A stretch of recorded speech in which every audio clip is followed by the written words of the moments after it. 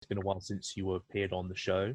How has that investment benefited the business, and how have things changed since you appeared on Dragon's Den? In the summer of 2019, the market was still relatively emerging. It still is, but it's amazing what's happened in the last 12 months in terms of the category, James. The big alcohol brands have suddenly entered the market, and there's been a raft of high quality crafted products in the independent channels. So the competition has increased dramatically, and it is now seen as a truly emerging category, not necessarily a niche sector, which is really important.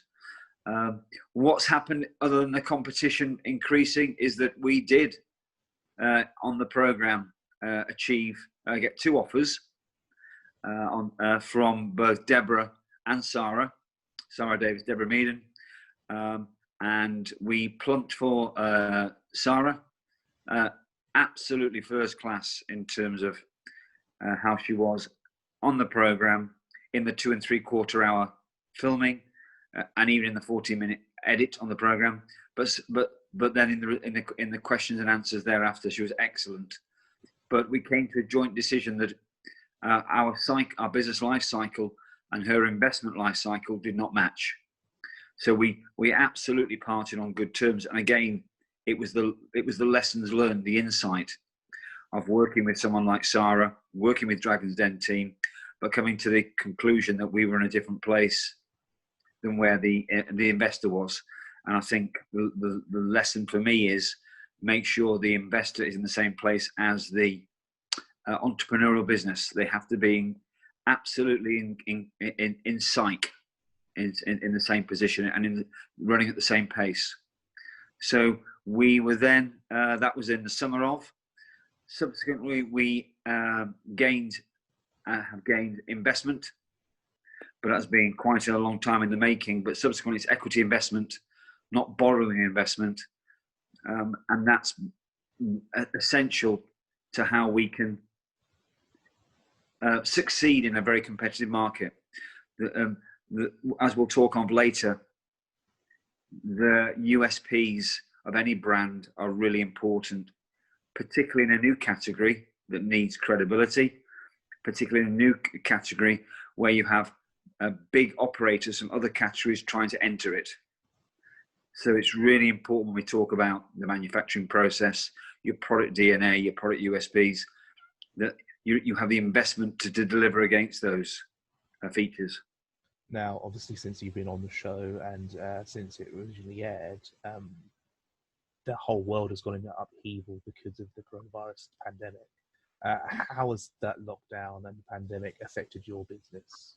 So that's a you could ask that question to many businesses, and they'd probably give you different answers, but some common traits.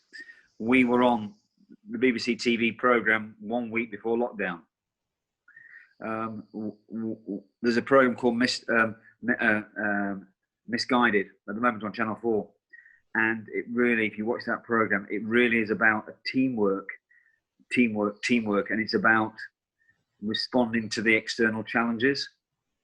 So we were already in a supermarket called Booths, and already starting to trade with wholesalers into the on-trade. Our online presence was very, very limited. It wasn't a priority. We made it our #1 priority. We launched the website within 2 weeks, and to the point that it was actually 1 week, we had a page that said, watch this space in 7 days. So that when we went live on Dragon's Den that night, we had 6,000 hits on the website because of the program, and we captured those as best we could. And we've got an online presence ever since.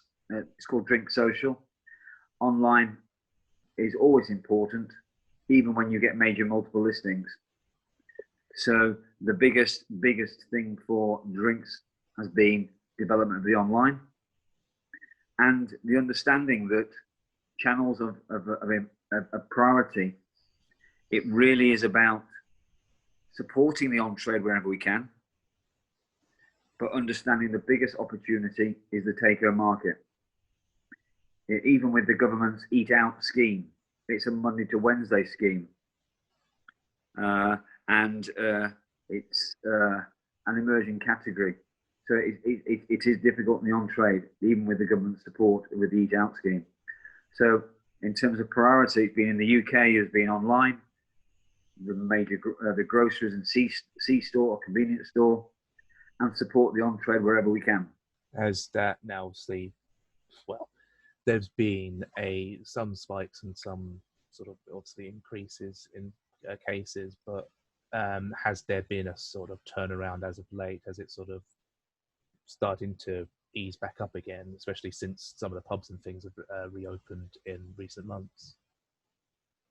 The change has been slow. The confidence level in the economy has not been what the government expected, I don't think, in terms of people's confidence to go out.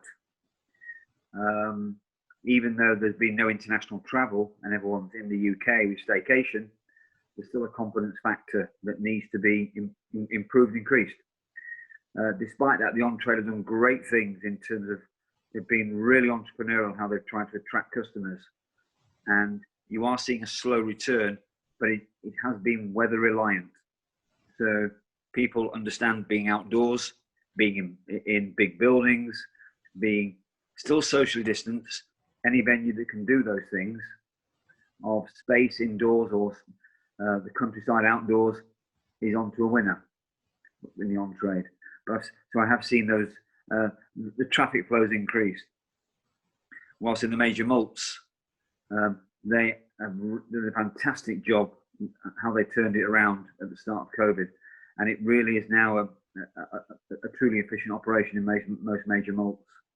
And you see people going in regularly. I don't know whether customers have changed their retailer preference. I'm sure that the delivery systems from the major malts has been dramatically improved, and you see those vans near your house every night. Let's hope that the trend towards going out into the on-trade increases.